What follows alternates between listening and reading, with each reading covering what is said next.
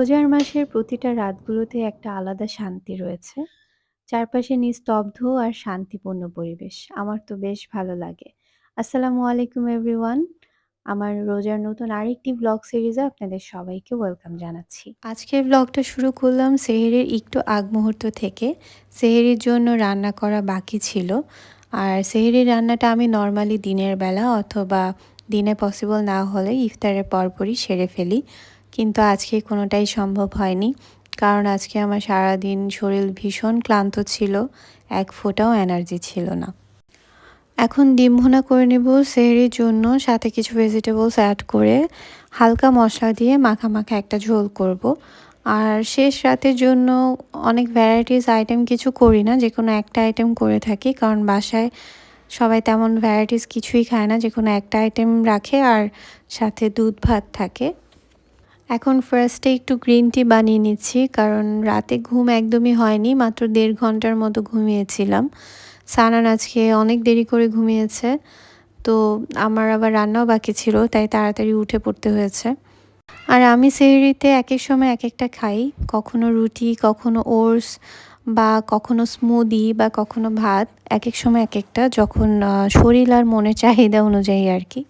প্রথমেই ডিমগুলোকে হলুদ আর লবণ দিয়ে মাখিয়ে ভেজে নিচ্ছি। আর আমার শরীর যতটাই খারাপ থাকুক না কেন, দুইটা রিজনের জন্য আমি আবার স্পিড পেয়ে যাচ্ছি। প্রথমত হচ্ছে রোজার মাস, রোজার মাসে যতটা ইবাদত করা যায় প্লাস অন্যান্য কাজগুলো যেন গুছিয়ে করতে পারি, সেটার একটা ইচ্ছা আছে। আর সেকেন্ডলি হচ্ছে আমার ইউটিউব চ্যানেল।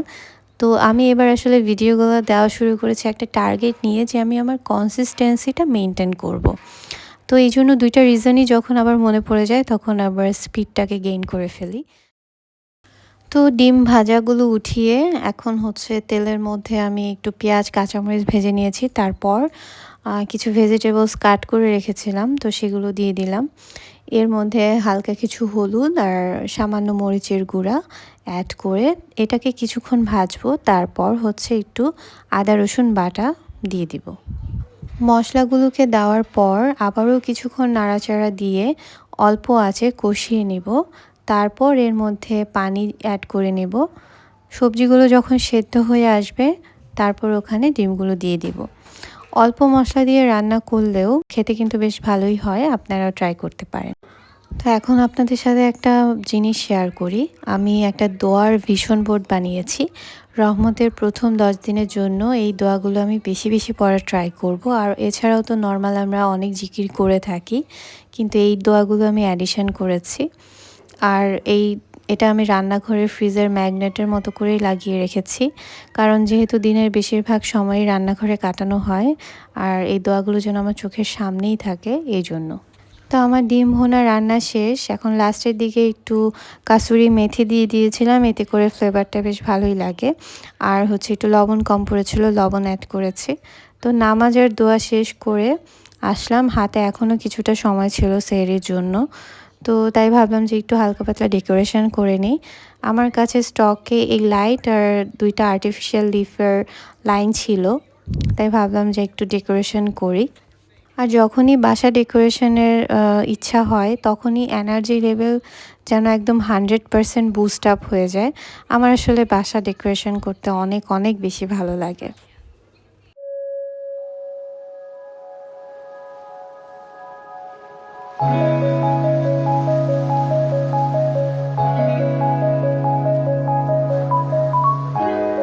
এই তো লাইট আর পাতা দিয়ে ডেকোরেশনের পরে এটা হচ্ছে ফাইনাল লুক। আপনাদের কেমন লেগেছে আমার এই ছোট ডেকোরেশনটি, আমাকে কমেন্ট সেকশনে অবশ্যই জানাবেন।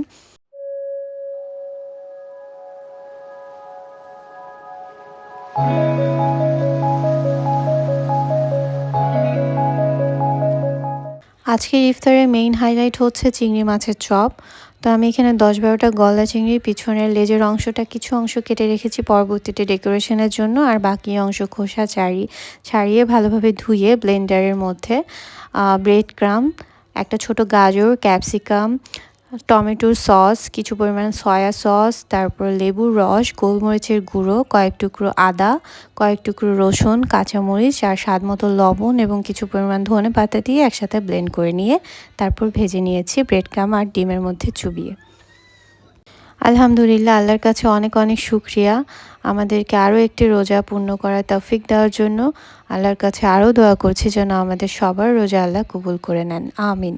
এখানে আমার কিউট লিটল হেল্পারটা আমাকে ঝাড়ু দিয়ে হেল্প করে দিচ্ছে। তার ছোট্ট ছোট্ট ২টা হাত দিয়ে মাশাআল্লাহ কত সুন্দর করে কষ্ট করছে। আল্লাহ ওকে অনেক অনেক নেক হায়াত দান করুক। আমার বাবুটার জন্য সবাই দোয়া করবেন, মাশাআল্লাহ বলতে কেউ ভুলবেন না। আজকের ভিডিওটি এখানেই শেষ করছি। সবাই ভালো থাকবেন।